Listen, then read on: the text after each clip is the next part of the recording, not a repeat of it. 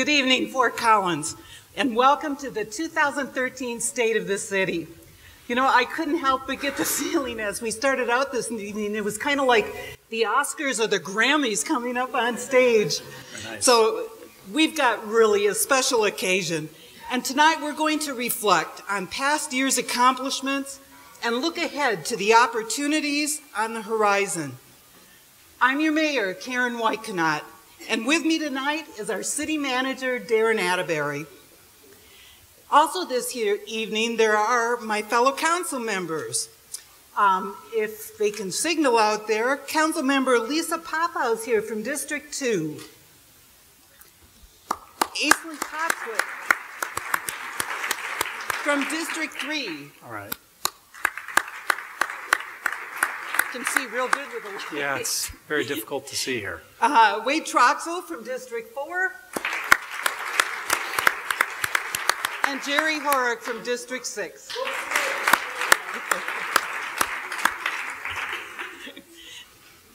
The city was incorporated 140 years ago this year. In honor of this, tonight we're launching a year-long celebration of how the visionary actions and the decisions of the past have created a world-class community we enjoy today, and how today's forward-thinking initiatives and policies will shape our future. Through a series of videos, we'll hear your fellow community members tell the story of how we became one of the nation's best places to live, and they'll share their exciting perspective of the exciting things to come. Thank you, Mayor, and welcome everyone. I think this is a perfect venue for this event. A blend of history, science, and innovation, the Fort Collins Museum of Discovery is a living testament to our visionary past, our current good fortune, and our promising future. We have inherited a great community. Our job is not only to keep Fort Collins great, but to improve upon it. And I want you to know that our city organization is ready for that challenge. Our mission is an exceptional service for an exceptional community. And for us, that's about operational excellence and building a culture of innovation. So tonight we've highlighted just a few of the city's accomplishments from 2012 in this annual report that's been distributed. So if you don't have it in your hand, you're probably sitting on it. So we would love for you to take a look at this. There's a lot of great information in here, and we're very, very proud of the accomplishments. So through tonight's stories, you'll also see that the city is launching new forward-thinking initiatives. These projects will have long-reaching impacts and will help keep Fort Collins great for generations to come. The city organization plays a critical role in creating a quality community, but we don't do it alone. No role is more important than yours, the citizens of Fort Collins. Your amazing contributions and your passion make this city the nation's best place to live. Tonight we celebrate Fort Collins. We honor the work of the entire community, past, present, and future. Our celebration begins with a look at the vision, the hard work, and the leadership required to build a strong foundation. I've lived in Fort Collins for over 30 years, and I've seen up close a lot of the changes that have occurred in Fort Collins as it's grown over these years.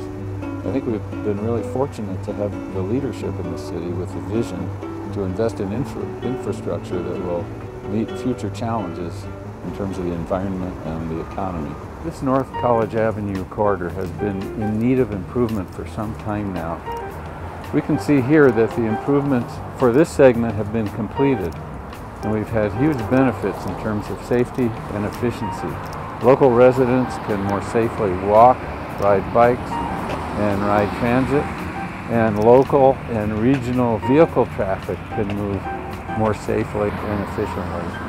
With the improvements to the infrastructure, to College Avenue, it makes it more of an appealing part of the city, and I think it's going to help and attract new businesses and new growth and development up in this area. You know, looking ahead into the future, I think you're going to see a lot of improvement from even the existing businesses and groups of properties assembled together that will draw bigger businesses and so forth up in this area. You know, I'm so happy that this is all coming together. What great support we've had from, you know, the city, city manager to city council. Everybody's been so supportive up here, and that really makes me feel good and proud for pushing all these years for change and actually being able to see it now happen. Behind me, we see the Mason Corridor project just getting underway. We can also see associated development that's been stimulated by it. This is a legacy project that is the largest public works project in the history of Fort Collins. It was set in motion in 1997.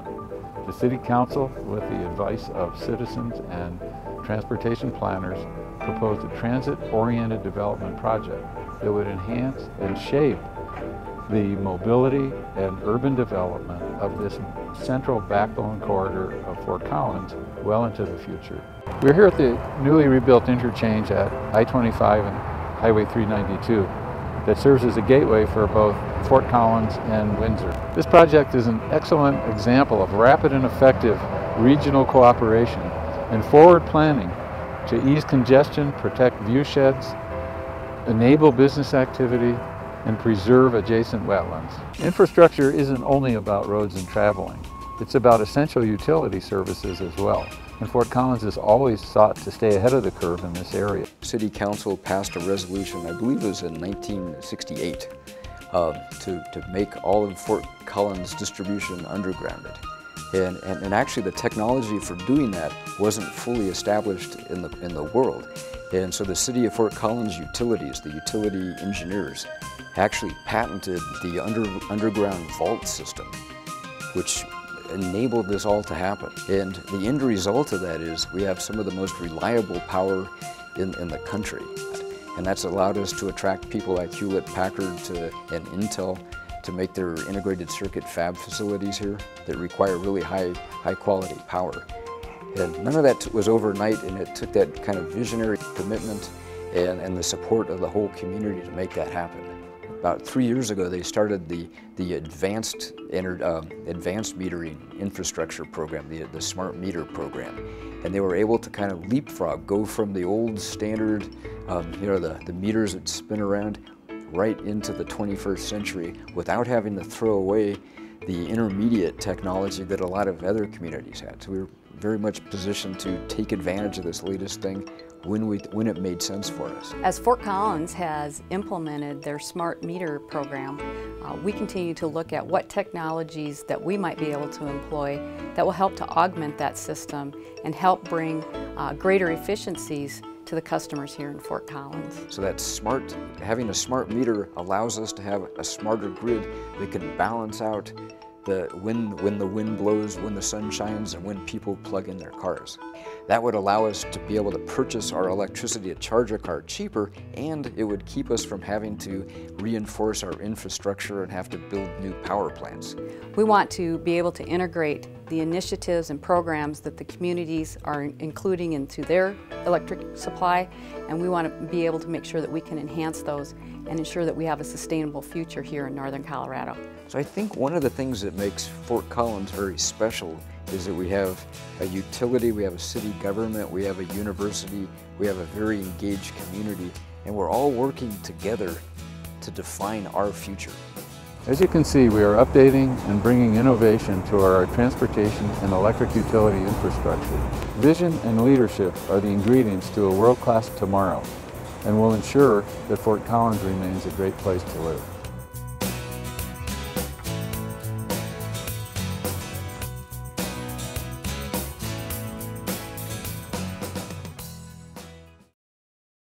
So you may not think often about how infrastructure demonstrates vision and leadership, but I assure you it does. I assure you these are critical backbones to the future of cities.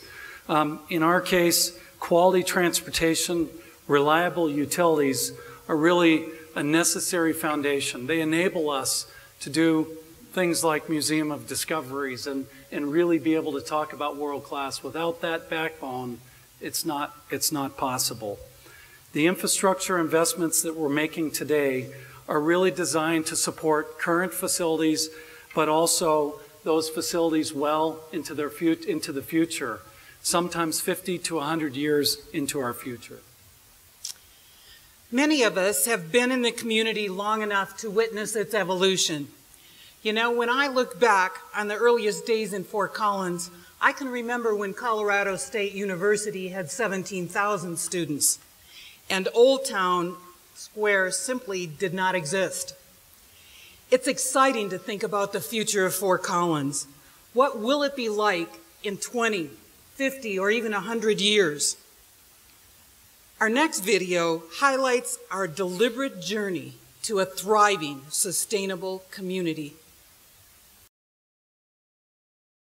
I first got involved in downtown Fort Collins when a friend and I, Carrie Hewitt, decided we were going to open a houseware store. Concerned people suggested to us that downtown really was not a good place for us to invest our money. There weren't a lot of restaurants. There were a few bars. There were no trees on the street. It wasn't pedestrian friendly. It was pretty bleak. Downtown was dying. People downtown were concerned about how they were going to survive. There was new interest in preserving the buildings that represented the history of Fort Collins. The big project was Old Town Square. Construction started in '83, I think it was, and we had to be done in a year to meet the financing requirements. And so we had to work really quickly. There were, truthfully, some people that thought that Gene Mitchell was foolish, that it was going to be a big flop. We got it built. It gave confidence to other property owners that this was a good place to invest in both property and in businesses. Downtown has become a meeting place for people, a place where people choose to spend time because it's enjoyable. My name is McCabe Callahan. For over a decade now, I've been running Muggs Coffee Lounge here in town with a great group of people. 2003, when we decided to come down to this corner on Olive and College in downtown, this area was really a ghost town. You know, just over the last 8, 9, 10 years, to see this area just grow so much to where all the businesses are filled up with unique, innovative concepts that people have brought to this town. We're also blessed because we have CSU as a neighbor and a partner in many of our activities. Around here we talk a lot about the value of being a land-grant institution, that we have a specific mission on teaching research and outreach that dates back 150 years. CSU is growing in the quality of research that we're doing, the volume of research that we're doing, and a great example of that is how we're using the old Fort Collins power plant to be our EECL. It's known throughout the world for the smart grid technology that they're developing there, for the engines technology that they're developing there. And I really believe that CSU's been able to have this success in our research operation because we are embedded in the Fort Collins community. Fort Collins is such a great place to support entrepreneurship and collaboration. You know, and I think that's a big part of the motivation for me to start Community Funded. Community development website. It's a virtual extension of this community to be an online community that can gather around good ideas and share resources and make good ideas happen. The vitality and commitment that we brought to Old Town, we hope to bring to Midtown as well. So Midtown Fort Collins is the stretch between Harmony Road down to Prospect Road. You know, essentially in Midtown, it truly reached its peak in the early 2000s. And then, amidst of the Great Recession, it started to take a pretty steep dive with the degradation of the mall. You know, the city was able to work together with the business community. They were able to establish certain tools that could help reinvent and re-energize the Midtown area. We've made good progress in Midtown We've seen a lot of great capital improvement projects planned and currently under construction. One of these would be the Capstone Student Housing Development Project, 670-bed student housing project incorporating roughly 7,500 square feet of retail. Private investors come in and purchase some of the properties surrounding these major development sites.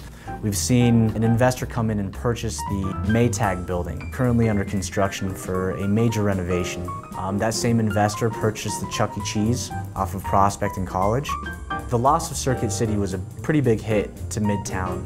The ownership was able to procure Cafe Rio and Harbor Freight, moving away from the traditional big box to make it a multi-tenant building.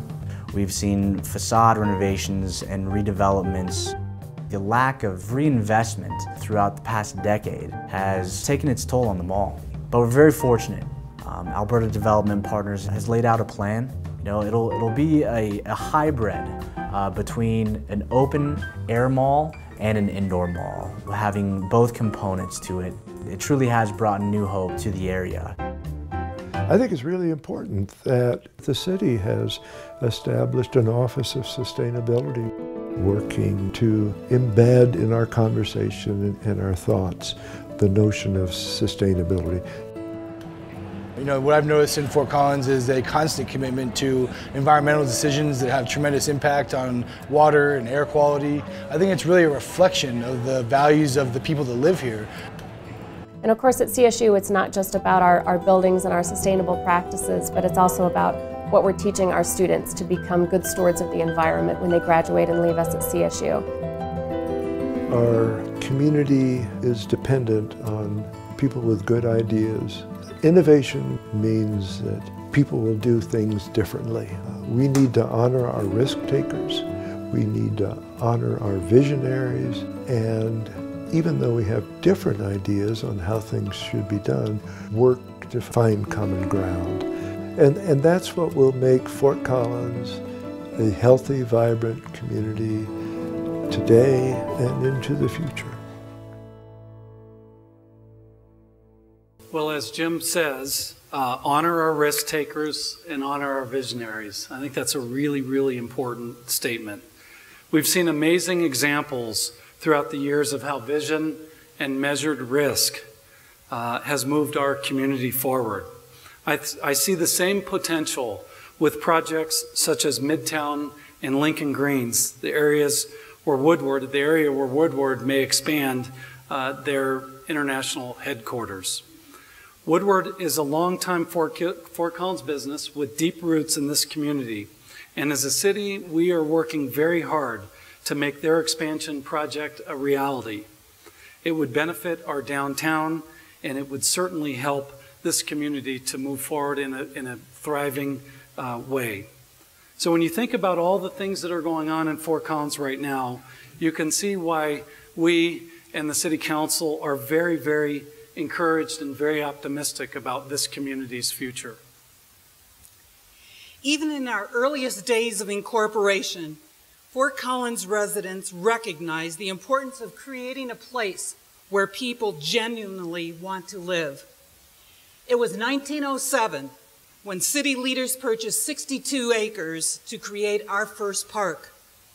Our beloved city park is now 100 years old. Careful planning, bold decisions, and commitment from you, the voters, have steadily built Fort Collins' quality of life. Looking at our next segment, you'll see how parks, natural areas, neighborhoods, and culture combine to create a safe, active, and environmentally friendly city. My name is Bob Everett, and I'm a developer here in Fort Collins. We moved here about 60 years ago, and the town was about 16,000 people, and the south end of Fort Collins was Prospect Street. A lot of things have happened in the meantime. I think that Fort Collins does a lot of things that really contribute to the quality of life for all residents, no matter their age or their income level. And I think that really it starts with planning. I think that they have set an incredible vision for our city. And not only from a big vision standpoint, but they also have really given themselves the tools to accomplish those things. The Fort Collins Police Department is 100 years old this year. Our police services our emergency services, our fire departments. I think they do an excellent job. I think the neighborhood enforcement teams, which Police Services has just started, is also a really neat strategy to try to work within neighborhoods to build that community to prevent problems from being exacerbated. The councils for years have been very conscious of neighborhood livability, and we have citizens that are involved in their community and helping the staff develop these neighborhood plans. Here we are standing in front of the newly remodeled Lincoln Center, one of the great public-private partnerships that Fort Collins has had. When the initiative passed in the 1970s to build the Lincoln Center and a lot of other great things that happened in Fort Collins at that time, it was also a mission that we had to raise money from the citizens, partly, to fund the Lincoln Center. Well, the Community Foundation was founded so that they could hold the funds to build the Lincoln Center. This is one of the most cool things that's been done recently in Fort Collins with the public-private partnership, the Museum of Discovery. Ray Caraway with the Community Foundation asked me to help out and build an endowment campaign for the museum. And so about 2003, 2004, that's what we were going to do. We were going to raise an endowment of about $3 million. And by 2005, that had all changed, and now we were going to build a merging of both the museum and the Discovery Science Center. And so then we came to a $27 million goal. It's been a very worthwhile and, as you can see, incredible project to be a part of. You ready? Yes. Sam. It took a lot of work by a lot of people, not myself, to put this together, but I credit all of them for doing a fantastic job. One of the great things that Fort Collins has is natural areas and bike trails. We're fortunate to have over 42,000 acres of natural areas and 30 miles of bike trails. The natural areas system that we have, was started 20 years ago by a few community leaders in Fort Collins that had the foresight to recognize that we were a fast-growing city and that we had some really beautiful areas within Fort Collins and just adjacent to Fort Collins that were worth preserving. And the citizens of Fort Collins have repeatedly taxed themselves to preserve those areas. The city's spending a lot of resources, staff time and money to work on bringing Poudre River back to a more natural state.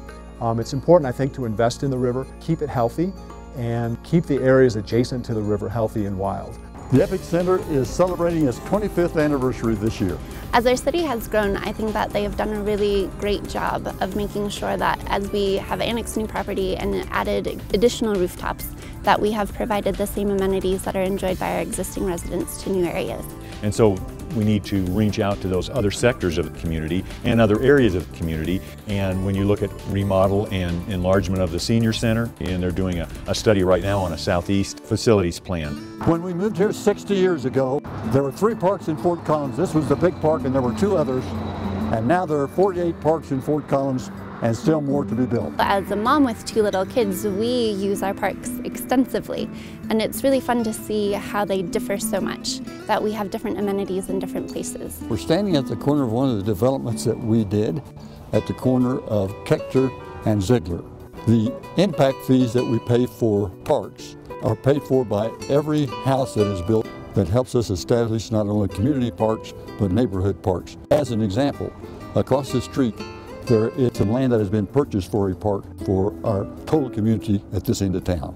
The neighborhood parks are so close to, within those neighborhoods, within proximity, and then our great community parks with all the amenities that the community parks have. A lot of good things have happened in Fort Collins in the 60 years that we've lived here. We have so many outstanding people here who believe that their quality of life is what makes a community. We have an outstanding school system. We have an outstanding university. Our hospitals and our city and county government are absolutely some of the best that there is in the world. We are so fortunate to live here, and what a great place it is for us to be involved in this community. Well, we are very fortunate to live here, Bob, and we appreciate your leadership and your role. When Deb and I moved here with our son Josh and Emily, it was really the parks and the trails and the schools and the natural areas that helped convince us that this was the right place to call home. Looking back over the last 18 years or so, and watching the investments that have occurred in this community, I really can't help but be overly impressed by the commitment that you all have shown in investment and quality community. It's very, very important. So we're thankful for that. We appreciate that very much. And frankly, I'm very confident, we're very confident, that our collective commitment to making Fort Collins a great place to live and work and play will continue for many, many years. You know, the greatest privilege of serving as the mayor of Fort Collins is getting to know you, the people of Fort Collins. We are generous, compassionate, and caring group. At no time is this more evident than when disaster strikes. When High Park Fire swept through our foothills last summer with devastating effects, the community pulled together.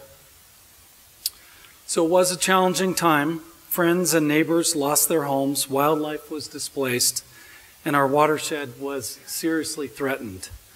I vividly remember touring the area with our Poudre Fire Authority chief, who's here, Tom DeMint, shortly after the fire started. I took 3 of these pictures with my iPhone over that period of time. And we stood on a cement foundation, which you can see that was literally the only thing remaining from what the day before had been someone's beautiful home. So during the fire, Poudre Fire Authority, city utility crews, police services, and other local and regional emergency workers worked tirelessly. Community members offered help and support in any way possible, and people lined the streets to thank the emergency workers who came from their own neighborhood, but also across the country. So for years, we'll be dealing with the impacts of the High Park fire on water production, on watershed management, and on potential flooding. Indeed, we faced many challenges in 2012, as did the leaders before us. There is a real value in learning from their experiences. Tonight, I am truly excited to announce a new video series that we'll launch later this year that includes interviews with previous mayors and city council members. Tonight, we've told you the stories of the past and the present and the future. Now, get ready. Brace yourselves. Fasten your seatbelts. We are ready to launch the beginning of a fantastic journey through time.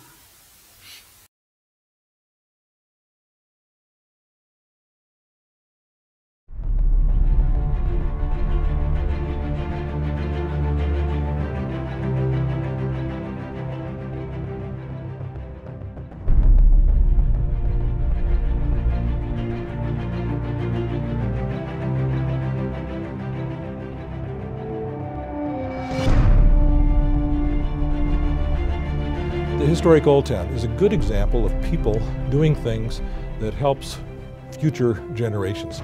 Life changes and you gotta flow with it, so that's all there is to it. But the 2 big issues were Timberline and the senior center. Makes no financial sense. It'll be bankrupt in 3 years, but let's do it.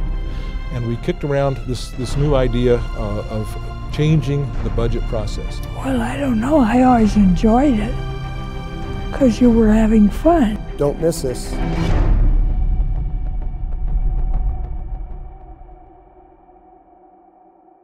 Looks like we're going to have to change our TV program. That's going to be playing on Channel 14 and fcgov.com. I mean, come on, we can have fun at City Hall, right? This is about fun. I don't know if Ed Stoner's in the room, but if you look at Ed, Karen, the mayor and I looked at these videos for a while, and if you look closely at former Mayor Ed Stoner, if you put some pointy ears on him, he's going to look just like Yoda.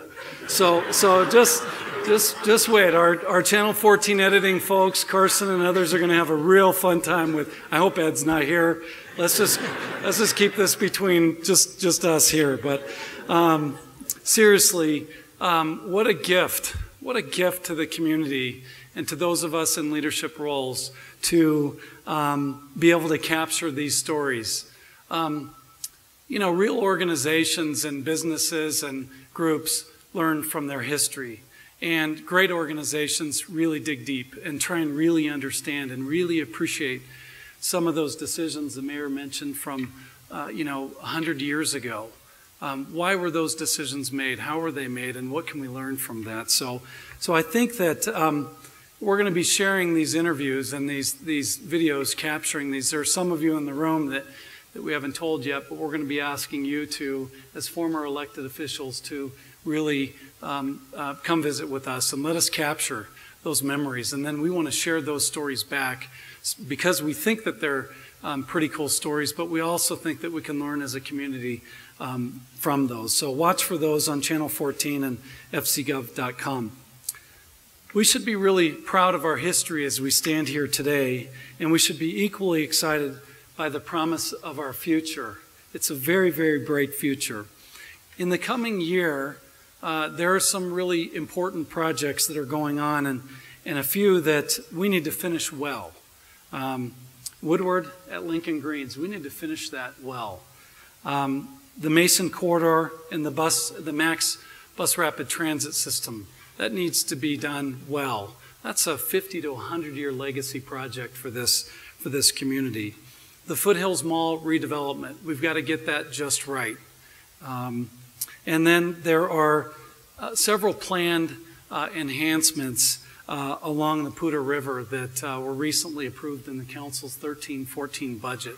And we need to do those well as well. They're not easy issues, but you've got a dedicated mayor and city council. You've got dedicated appointed city officials, and you've got an incredibly dedicated city staff who are ready to find positive solutions to these challenges. And as I wrap up my comments tonight, I want to take a minute to recognize my colleagues, City of Fort Collins employees, for their deep commitment to this community. So can we say thank you to them, please, for those of you in the room?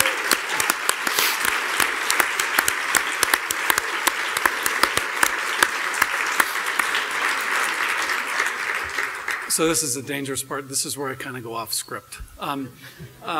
So when the mayor and I were getting together and talking about what do we want to share here, we had lots of ideas and lots of things. But one of the things that we both have in common is really this sense of inheritance, that we've inherited what we have, and that is a great community, a great organization.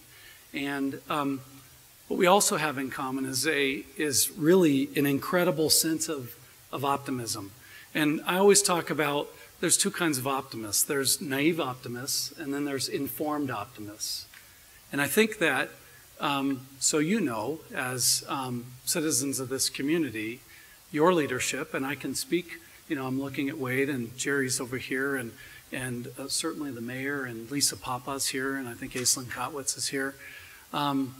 I can tell you that these group of folks who are stewards of your resources are informed optimists about this community. So that's something that that we wanted to get across. And this idea of inheritance, I can't step away from. That it really we've gotten something very, very special, and there's an inherent responsibility to be good stewards and look to the future as well. And I will tell you that the folks that I work with, the elected officials, the other appointed officials, and the staff are deeply committed to that. It's a privilege to be the city manager of Fort Collins, Colorado. Excuse me. I also want to thank you. I think that a big deal is the fact that you let us think big, and that's a real privilege. I think that's a differentiator between Fort Collins and many, many, many other medium-sized American cities. So with that, I want to turn it over to the mayor and say, you know, when we work together as a community, that's when Fort Collins is at its best. And I feel like we are really in a sweet spot right now. So with that, I'll turn it over to you, Mayor. Thanks.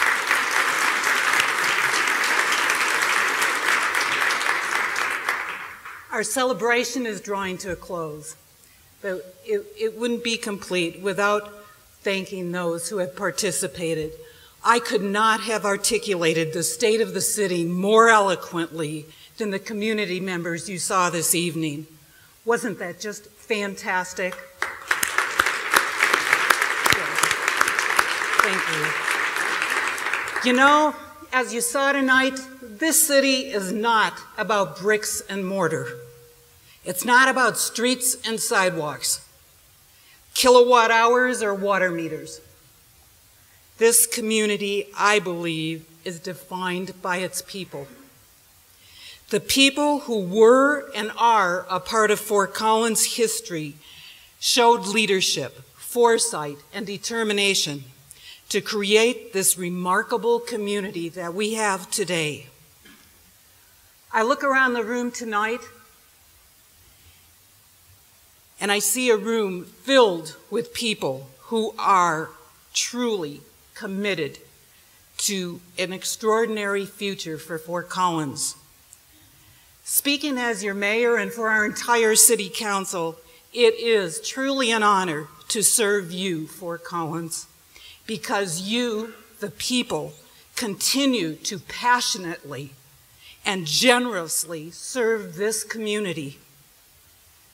Together as government, as leaders and residents, we can assure Fort Collins remains one of the nation's best places to live, to work, to play, now and for generations to come. Thank you, Fort Collins, for being here this evening and for being a part of making Fort Collins great and one of the best places to live in America. Thank you. Thank you.